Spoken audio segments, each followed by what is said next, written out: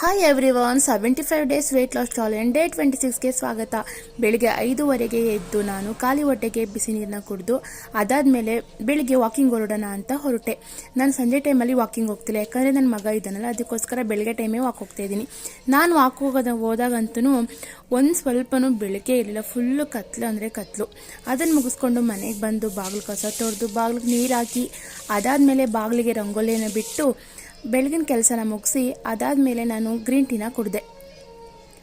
Green tea ಕುಡಿಯೋದಂತೂ ಒಂದೊಂದು ದಿನ ಮರಿತೀನಿ, ಒಂದೊಂದು ದಿನ ಅಂತೂ ಬಿಡೋದೇ ಇಲ್ಲ. ಅದಾದಮೇಲೆ ನಾನು ನೆನೆಸಿಟ್ಟಿದ್ದ ಬಾದಾಮಿನ ತಿಂದು ನನ್ನ ಮಗನಿಗೆ 2 ಕೊಟ್ಟು ಅವನಿಗೆ ತಿನ್ನಿಸಿ ನಾನು ತಿಂದೆ. ಇನ್ನು ಬೆಳಗ್ಗೆಗೆ ನಾನು ರಾಗಿ ರೊಟ್ಟಿ ಮತ್ತು ಟೊಮೊಟೊ ಗೊಜ್ಜು ಅದ್ರ ಜೊತೆ ಸ್ವಲ್ಪ ತುಪ್ಪ ಹಾಕ್ಕೊಂಡು ತಿಂದು, ಇನ್ನು ಮಧ್ಯಾಹ್ನಕ್ಕೆ ನಾನು ಕಲ್ಲಂಗಡಿ ಹಣ್ಣನ್ನು ತಿಂದೆ. ಅದಾದಮೇಲೆ ನನ್ನ ಮಾಮೂಲಿ ಡೈಲಿ ರೊಟ್ಟಿನೂ ನೀರು ಕುಡಿದು ಚೆನ್ನಾಗಿ ನೀರು ಕುಡಿಯೋಕೆ ಅಭ್ಯಾಸ ಮಾಡ್ಕೊಂಡಿದ್ದೀನಿ. ಅದಾದಮೇಲೆ ಸ್ವಲ್ಪ ಸ್ಟಿಚಿಂಗ್ ಕೆಲಸ ಇತ್ತು, ಬ್ಲೌಸ್ ಸ್ಟಿಚಿಂಗ್ ಮಾಡಬೇಕಿತ್ತು.